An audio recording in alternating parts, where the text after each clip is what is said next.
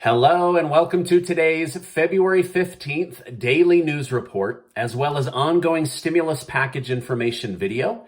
If you're a subscribed member of my community, then welcome back. On this channel, I keep you in the loop on what's really going on in Washington, D.C. with President Biden, the next stimulus package, the U.S. economy, money, investing, and much, much more. All right, don't forget to get your name entered to be one of the winners of the cash giveaway that Casey and I are doing, thanks to generous video sponsors, and I'll make sure to leave a link below. I also want to thank today's video sponsors, StartMail, and I'm going to tell you how to use them to avoid being spied on in your email later in this video. Okay, a new report has come out showing the inflation increases to businesses for material goods at the wholesale level has gone through the roof. New data shows inflation on wholesale materials is at 9.7%. Now, this is significantly higher than the White House analysts were projecting. In simple terms, it means businesses are paying on average almost 10% more on materials than they were this time last year. Sadly, it also means that these increases for businesses will likely be passed on to the consumers buying these goods. Another White House move getting negative publicity today came from an announcement of President Biden killing off yet another pipeline deal. As you know, Europe is heavily dependent on Russia for energy, such as gas and oil. Well, Israel has been working on a new pipeline deal to bring more affordable energy to European countries, while at the same time loosening the grip Russia has over our allies in Europe. But this morning, President Biden killed that deal and said he will not sign off on it. Europe isn't happy, and neither is Israel. Now, I'll admit, I found this to be very odd. European countries are supposedly allies of the United States, and Israel is supposedly an ally of the United States, while Russia is mostly considered an enemy of the United States. Yet the president just killed a pipeline that would help both allies, but instead gives more power and more control to Russia over European nations. Now, I don't really have an answer for you on why the president did this, but it's all over the news, and so I wanted to share it with you here today. Speaking of Israel, a trucker convoy is starting in Israel to protest the mandates. So far, hundreds of trucks have agreed to be involved, but this story is just getting started. So if it gets big, I'll let you know what's going on. Well, Hillary Clinton might not be jumping back into politics, with the bombshell information coming out that her election attorney used campaign money to hire a tech firm to infiltrate servers Donald Trump and the White House control. Many are now wanting a thorough investigation to be started to see if Hillary Clinton had any knowledge of this or if her election attorney acted independently.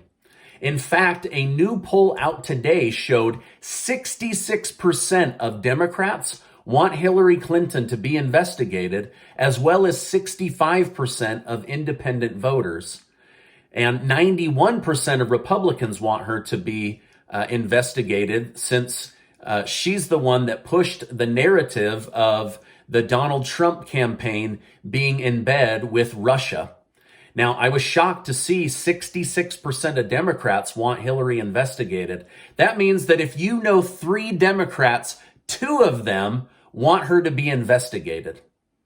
All right, now I want to tell you more about the U.S. economy, where we stand with Biden's Build Back Better stimulus bill and the new focus, as well as some scary changes coming from Prime Minister Justin Trudeau in Canada. But first, let me take a minute to tell you about today's video sponsor. I want to thank today's video sponsor, StartMail. I hate to say this because I'm an optimist that wants to believe in the goodness of others, but the truth is we are all under attack from using free email accounts. Did you know all the top email companies use software to read your emails so that they can advertise to you better and sell your data to firms paying top dollar? Top email providers do next to nothing to stop you from getting flooded with spam and phishing scams that try to steal your information. With StartMail, your information is private and each email can be sent encrypted. No more having your private thoughts read by email providers so your data can be sold off to the top paying marketing agencies. Plus, StartMail protects you from getting flooded with spam emails. It's nice to know when I send an email with any personal information or financial information that email is going to be protected. So if you want less junk mail and more privacy, go to startmail.com/Stephen G for 50% off your first year. Again, go to the link in my description below to get 50% off your first year. Okay, now let's get back to today's news update. Democrat Senators Mark Kelly and Maggie Hassan have finally caught the attention of President Biden with their idea to remove the federal gas tax until 2023. They're looking for ways to help lower Americans' costs at the gas pump. President Biden said he likes the idea and will give it some serious thought. However, I did a little bit of math after a few of you asked, how much does this really help me? And the best I can tell, the federal gas tax is 18 cents a gallon. So it would save the average person about $2 per tank of gas. Now, if you have a bigger tank, it would save you more of that. But basically, it's going to save you a soda pop's worth of money. So it's not as big of a money saver as the media is saying, or possibly these two senators believe, but wanted to get that answer for you and also let you know it is something President Biden is seriously considering. Senator Joe Manchin says he's not against helping struggling Americans, but he is against passing Pelosi's Build Back Better bill. Essentially, he said it won't build back better. It would build back more expensive. He said he wants his Democrat colleagues to be very thoughtful on what they want to put on the table. Manchin said the policies put forward and being put forward will cause worsening inflation and are threatening to the middle class. Senator Mitch McConnell said COVID played a part in the supply chain issue, but Democrat spending and policy has created the inflation we are all now living with. In simple terms, he said, unless you got an 8% raise this year, Democrat policies gave you a pay cut. Senator Tim Kaine said a bill that focuses on price reduction would be best for the people and for votes. Now, it's not clear if he meant votes in the Senate or for the 2022 election. He went on to say he's most in favor of keeping the green energy investment of $555 billion and the free pre-kindergarten. Kaine also said giving the wealthy a $600 billion tax credit by raising the SALT tax caps probably is badly timed right now and shouldn't be done. Democrat Representative Abigail Spanberger said we need cost-reducing policies that won't add to the national debt. That would get votes. So essentially, she wants her Democrat colleagues to put all of their focus on policies that reduce Americans' bills or address inflation head on, and also doesn't add to the national debt. Lastly, Senator John Tester of Montana said, there are elements in the Build Back Better bill that will reduce American bills, such as the child tax credit monthly checks, the financial assistance with daycare costs, and building more affordable housing. Democrats should focus on sections that help people financially. Duh. All right, now one election specialist said Democrats' biggest threat to maintaining control of the U.S. government is out of control inflation. Russia insists they have no plan to attack Ukraine tomorrow, nor do they have any false flag operations planned to pull them into conflict. President Putin ordered the withdrawal of many Russian military units from the border, and the president of Ukraine is back to saying there will likely be no war and no conflict. However, the White House and the U.S. Pentagon insist things are going to get bad and they're going to get bad quickly.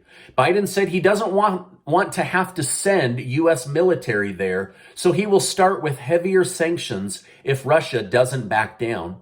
This story is still ongoing, but truthfully, without the true intel that U.S. intelligence officers have, it seems like the U.S. is pushing a bigger story than either Russia or Ukraine care to engage in. Yesterday, Prime Minister Justin Trudeau of Canada signed the Emergencies Act, giving himself power to shut down the trucker convoys. With this power, he is trying to make all financial assistance to the truckers, whether cash donations, give, send, go, or trying to secretly pass it through Bitcoin, he wants that to fall under funding terrorism. Trudeau also has given himself permission to hijack people's property, equipment, and freeze truckers' bank accounts. There are also many stories of truckers' families being threatened and intimidated.